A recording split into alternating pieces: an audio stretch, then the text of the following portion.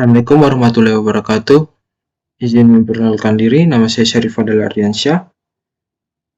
Ini T2307268, prodi Teknik Mesin.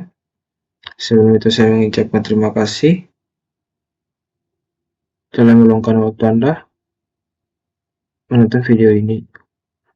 Di video ini saya akan menjelaskan mengenai soal termodinamika. Langsung saja. Untuk soal pertama, air dengan kerapatan 1000 kg/m3 berada dalam tangki besar yang akan diisi ulang secara bertahap.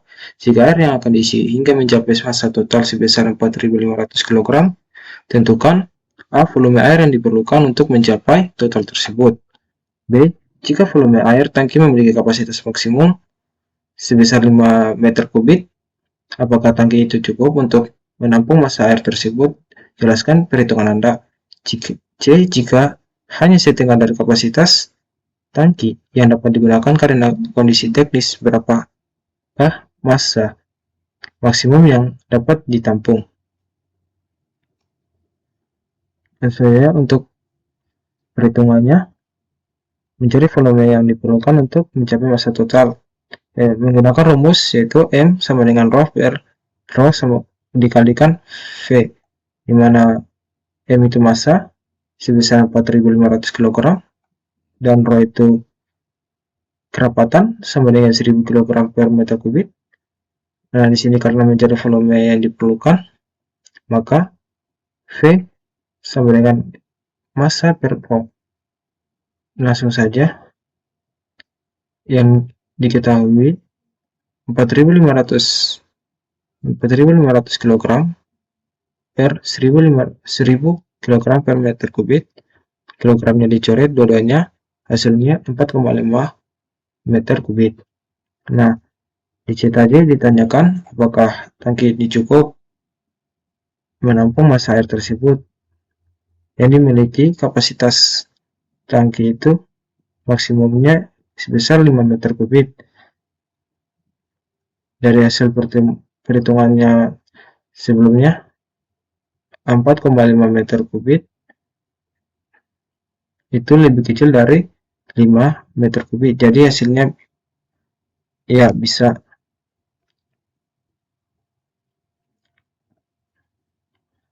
cukup untuk menampung massa air tersebut.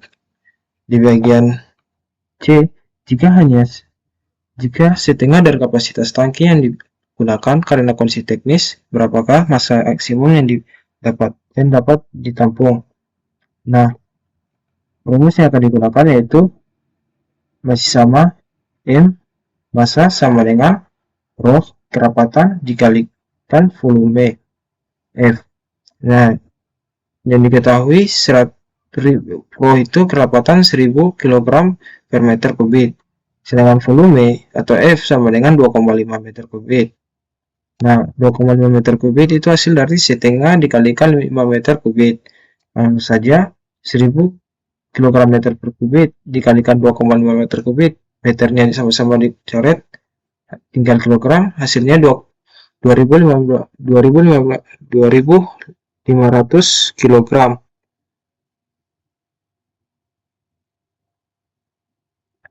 Nah, di sini soal kedua, tekanan di dalam tangki diukur dengan manometer dan menunjukkan tekanan sebesar 5 bar. Diketahui bahwa tekanan atmosfer menurut barometer adalah 7 cm Hg. Nah, menentukan tekanan absolut dalam satuan bar.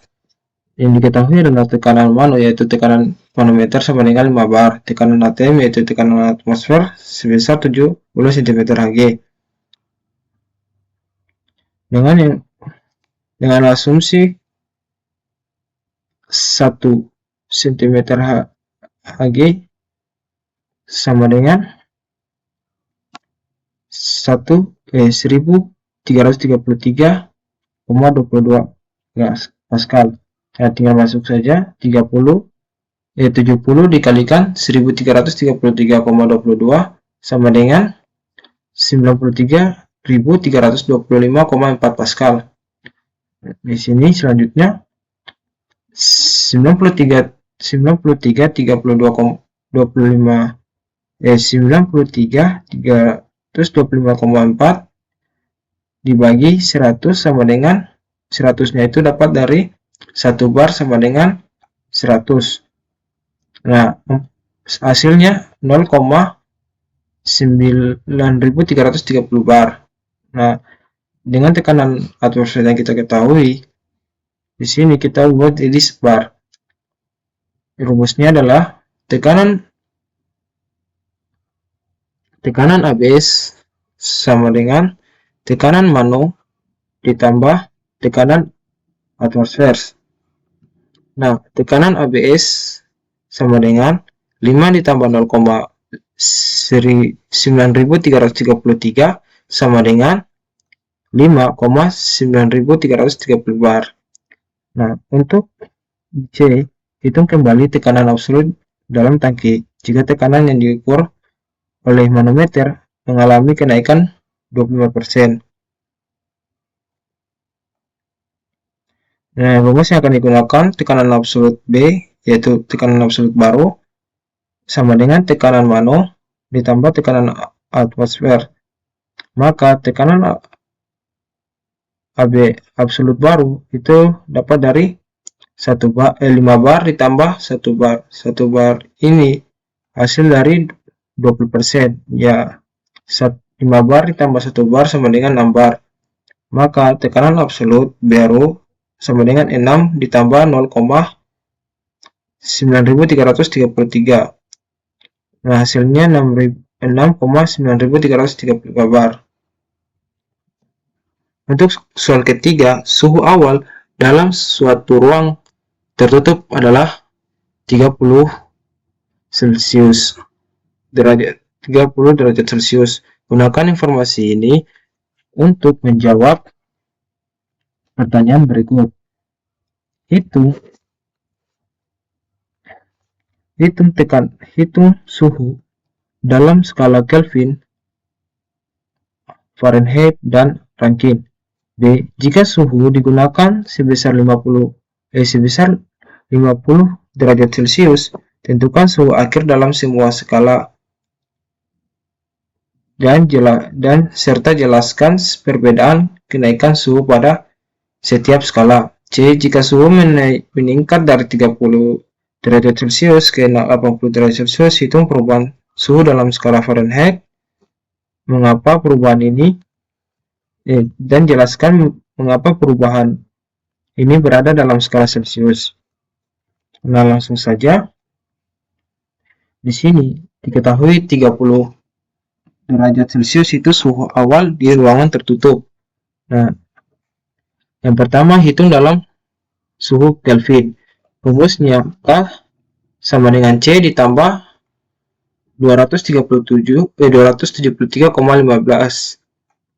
Nah, langsung K sama dengan 30 ditambah 273,15 sama dengan 303,15 K atau Kelvin. Ya, seterusnya hitung suhu dalam Fahrenheit. Rumus yang digunakan yaitu F sama dalam kurung sama dengan dalam kurung C dikalikan 9/5 dalam tutup kurung ditambah 32. Lalu saja F sama dengan dalam kurung 30 dikalikan 9/5 tutup kurung ditambah 38 sama dengan 54. 54 ini hasil dari 9/5 itu 1,8.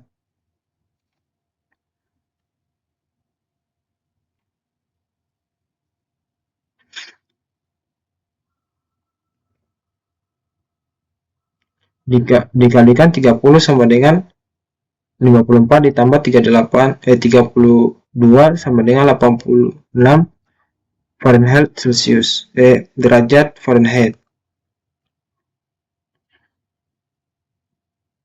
Di sini hitung suhu dalam Rankine atau Rankine derajat Rankine. Rumus yang digunakan adalah R sama dengan K dikalikan 9/5. Langsung saja R sama dengan 303,15 dikalikan 9/5 sama dengan 545,67 Rankine derajat. Nah, untuk di bagian D, jika suhu dinaikkan sebesar 50 derajat Celcius, tentukan suhu akhir dalam semua skala. Di sini yang kita ketahui adalah 30 derajat Celcius itu suhu awal, dengan 50 Celcius adalah suhu yang dinaikkan sebesar 50. Ini ditambah menjadi 80 derajat Celcius. Nah, hitung suhu akhir Kelvin, Fahrenheit, dan Rankine. Langsung saja K sama dengan 80 ditambah 273,15 sama dengan 353,15 Kelvin.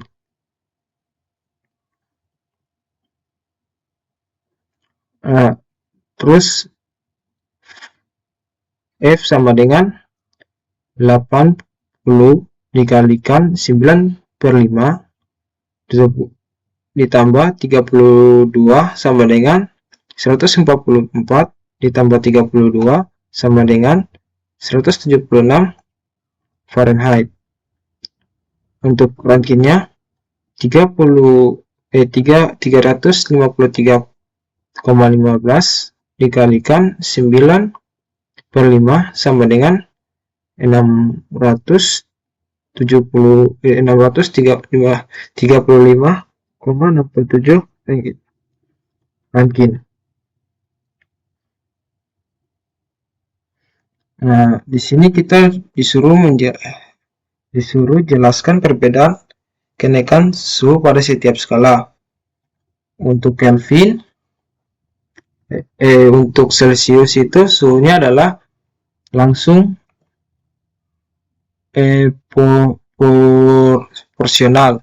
Untuk Fahrenheit itu kenaikan suhunya setara dengan kenaikan 50 dikalikan 9/5 sama dengan 90 derajat Fahrenheit. Nah, untuk Rankine sendiri itu dia sama dengan kenaikan Kelvin juga, tapi skalanya lebih besar. Jadi kenaikannya itu 90 derajat Rankine. Nah, di sini jika suhu meningkat dari 30 derajat Celcius ke 80 derajat Celcius, hitung perubahan suhu dalam skala Fahrenheit dan mengapa perubahan ini berada dalam skala Celcius. Jelaskan perubahan ini berada dengan skala berbeda dengan skala Celcius. Nah, di sini kita rumus sedikit dan kita ketahui itu delta Celcius sama dengan 80 derajat Celcius dikurangi 30 derajat Celcius itu sama dengan 50 derajat Celcius. Kenaikan dari 30 ke 80 itu adalah 50. Jadi 80 derajat Celcius dikurangi 30 derajat Celcius.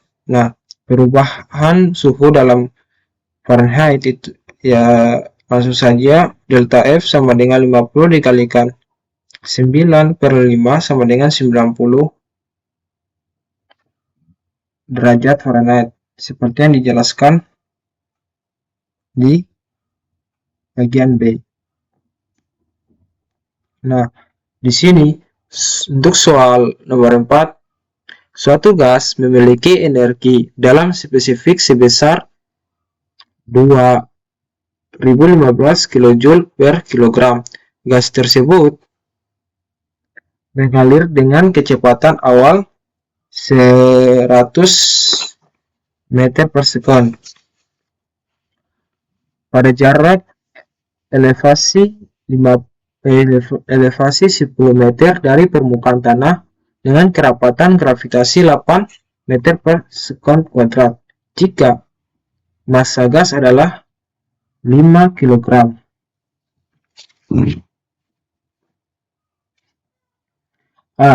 Hitunglah total energi awal gas yang mengalir, termasuk energi dalam, energi kinetik, dan energi potensial.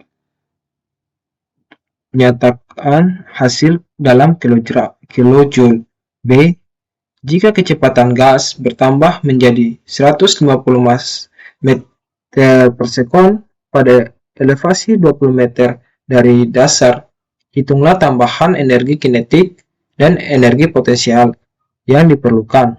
C. Tentukan total energi baru gas setelah perubahan kondisi ini pada soal B.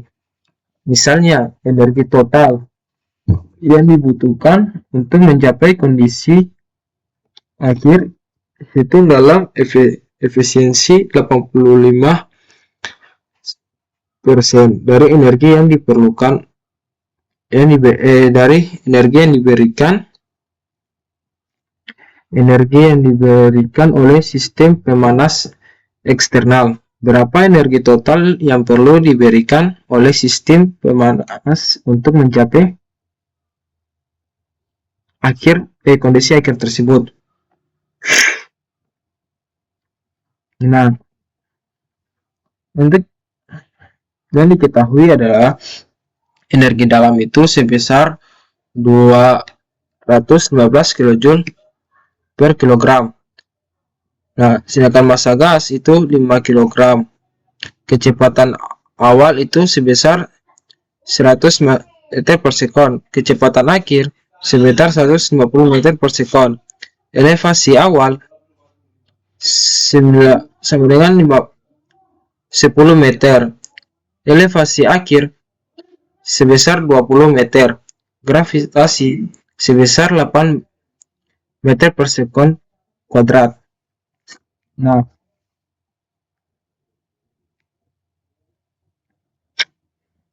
untuk menentukan energi dalam,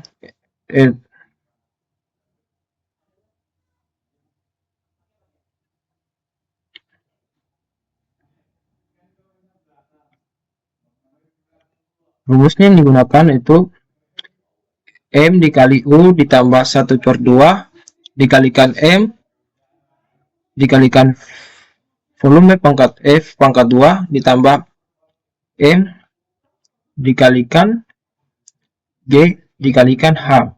Langsung saja M itu kita masukkan 5 kg dikalikan 215 kJ per kilogram ditambahkan 1/2 dikali 5 kg dikalikan dalam kurung 100 meter per sekon kuadrat tutup kurung ditambah 5 kg ditambah 8 meter per sekon kuadrat dikalikan 10 meter. Nah, hasilnya 5 kg dikalikan 215 kJ per kilogram itu hasilnya 1075 kJ. Nah, untuk 1,2 dikalikan 5 kg dikalikan dalam kurung 100 meter per sekon kuadrat itu hasilnya adalah 2500 kg.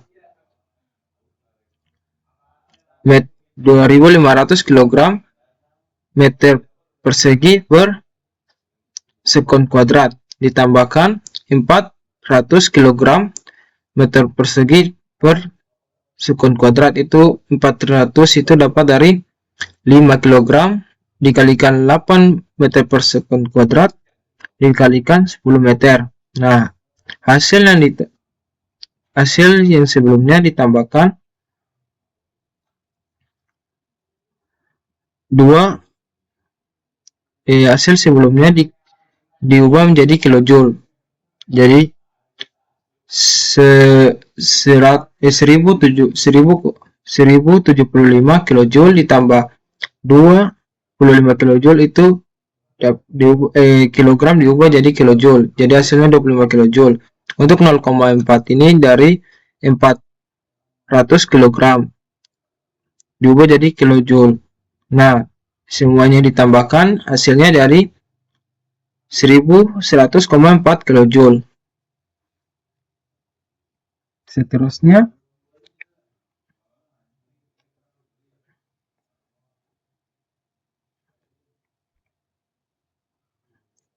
untuk mencari jika kecepatan gas bertambah menjadi 150 meter per sekon pada elevasi 20 meter dari dasar. Hitung tambahan energi kinetik dan energi potensial yang diperlukan. Nah, delta EK sama dengan 1/2 dikalikan meter dikalikan dalam kurung volume kedua pangkat 2 volume pangkat 2 dikurangi volume 1 pangkat 2. Nah, terus masukkan 1/2 dikalikan 5 kg dikalikan dalam kurung 150 pangkat 2 dikurangi 100 pangkat 2. Jadi hasilnya 150 pangkat 2 yaitu 22.500 dikurangi 10.000 itu 10.000 ini hasil dari 100 pangkat 2. Nah, terus 1/2 dikalikan 5 kg per 12.500. Ini hasilnya dari 22.500 dikurangi 10.000. Terus hasil dari 1/2 dikalikan 5 kg dikalikan 12.500 sama dengan 30.125 joule sama dengan di kilojulkan jadi 31,25 kilojoule. Nah, di sini hitung tambahan energi kinetik dan energi potensial yang diperlukan di sini di bagian B. Terus rumus yang akan digunakan adalah delta EP sama dengan M dikalikan G dalam kurung H2 dikurangi H1. Langsung saja masukkan M yaitu 5 kg dikalikan 8 meter per sekon kuadrat dikalikan dalam kurung 20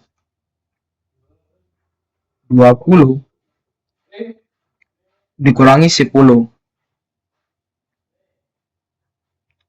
Nah, 5 hasilnya 5,5 kg dikalikan 8 meter per sekon kuadrat dikalikan 10.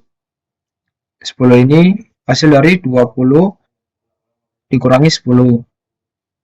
Jadi 4 hasil jadi 4.000 jadi hasil dari 5 kg dikalikan 8 meter per sekon kuadrat dikalikan 10 hasilnya 4 joule. Di kilojoule kan sama dengan 0,4 kilojoule. Untuk bagian C, tentukan total energi baru gas setelah perubahan kondisi ini pada soal B. Misalnya energi total yang dibutuhkan untuk mencapai kondisi akhir dihitung dengan efisiensi 85% dari energi yang diberikan oleh sistem pemanas eksternal. Berapa energi total yang diperlukan diberikan berapa energi total yang perlu diberikan oleh sistem pemanas untuk mencapai kondisi akhir tersebut. Langsung saja, total 2 sama dengan E ditambah delta EK ditambah delta EP. E nya itu 1100,4 kJ, delta EK itu 31,25 kJ, delta EP itu 0,4 kJ. Hasilnya 1132,05 kJ. Untuk delta E sama dengan E total 2 dikurangi E total 1.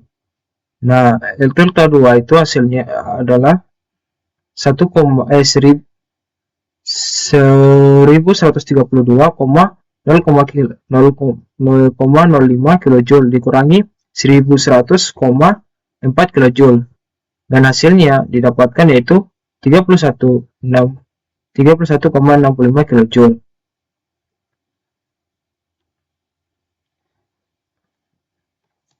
Nah, misalkan energi total yang dibutuhkan untuk mencapai kondisi akhir dihitung dengan efisiensi 85%. Diketahui 85% itu diubah jadi 0,85. E input sama dengan delta E per efisiensi. Langsung saja, delta E itu tadi 31,85 kJ dimasukkan, 0,85 itu hasil dari 85%, sama dengan 37,27 kJ. Untuk di soal kelima, sebuah silinder berisi gas ideal volume awal sebesar 2 meter kubik, tekanan 150 kPa dan suhu awal 300 Kelvin.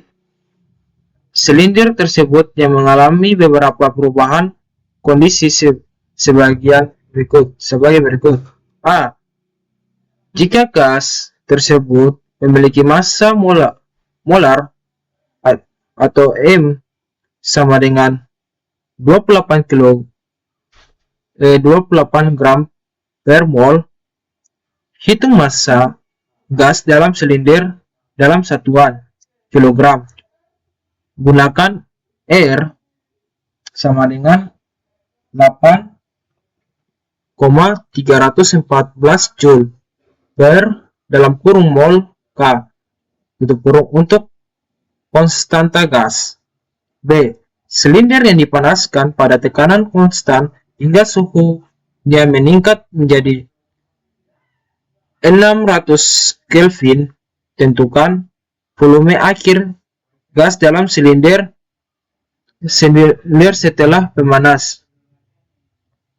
C. Setelah mencapai suhu 600 Kelvin, silinder didinginkan kembali hingga mencapai suhu 250 Kelvin tanpa perubahan volume. Hitung tekanan akhir gas dalam silinder pada suhu ini. D. Hitung kerja yang dilakukan gas selama proses pemanasan dari suhu 300 Kelvin ke 600 Kelvin pada tekanan konstan. Konversikan hasilnya ke satuan kilojoule. Misalkan misalkan energi total yang harus diberikan oleh sistem pemanas untuk mencapai kondisi akhir setelah pendinginan kembali dalam kembali adalah sebesar 20% lebih tinggi dari energi kerja yang dilakukan pada proses isobarik. Berapa total energi yang harus diberikan oleh sistem pemanas untuk mencapai kondisi akhir tersebut? Langsung saja. Di sini yang diketahui adalah F1 sama dengan 2 meter kubit per kubit. F1 sama dengan 2 meter kubit, yaitu F volume awal. P1 sama dengan 150 kilopascal atau tekanan awal. Untuk temperatur 1 sama dengan 300 Kelvin atau tekanan awal. Nah, rumus yang digunakan yaitu PF sama dengan nRT atau diubah jadi N sama dengan PF per RT. Langsung saya masukkan 150 kilopascal dikalikan 2 meter kubik per 314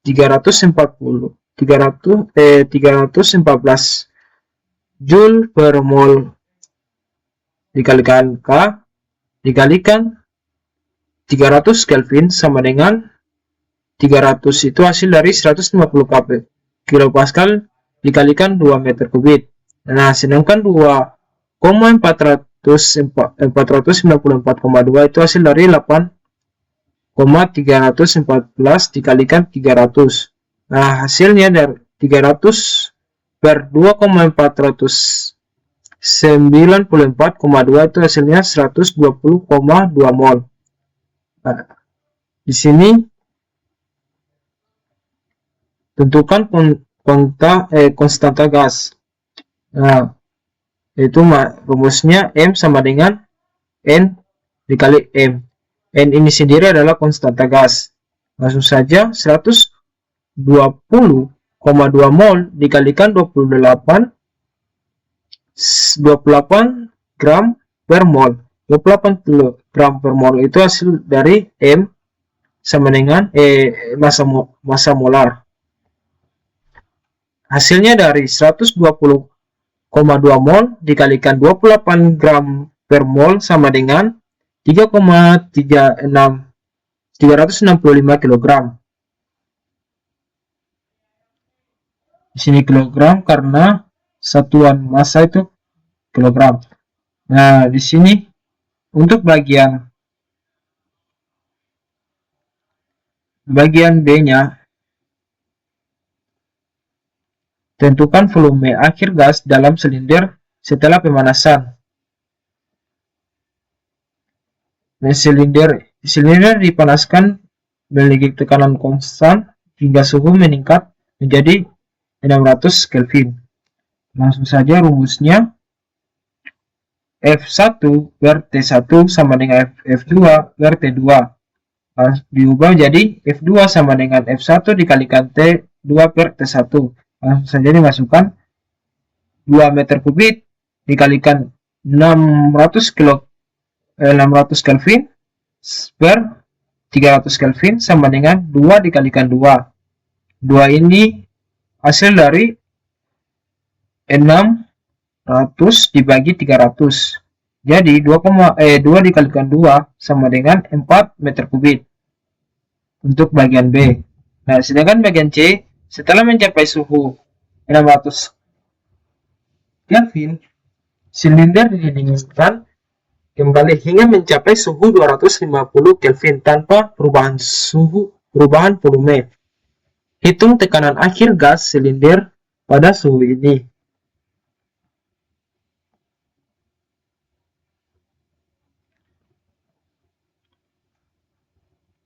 Langsung saja rumusnya dimasukkan. Rumus yang digunakan P1 sama dengan P1 per T1 sama dengan P2 per T2. Diubah jadi P2 sama dengan P1 dikalikan T2 per P1. Langsung saja dimasukkan 150 kilopascal dikalikan 250 Kelvin itu dari silinder yang didinginkan kembali hingga mencapai suhu 250 Kelvin. 250 Kelvin per 300 Kelvin sama dengan 150 dikalikan 0,8333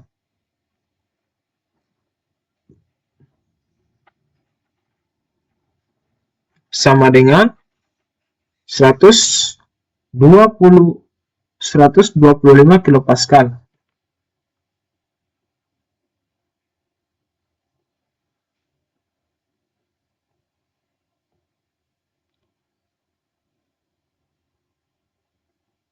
Untuk bagian D, hitung kerja yang dilakukan gas selama proses pemanasan dari suhu 300K ke 600K pada tekanan konstan. Konversikan hasilnya ke satuan kilojoule.